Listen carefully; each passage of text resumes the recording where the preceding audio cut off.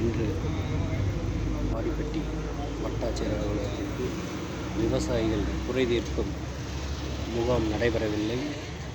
கடந்த மாதமும் 2வது செவ்வாய்க்கிழமை பிப்ரவரி மாதமும் நடைபெறவில்லை.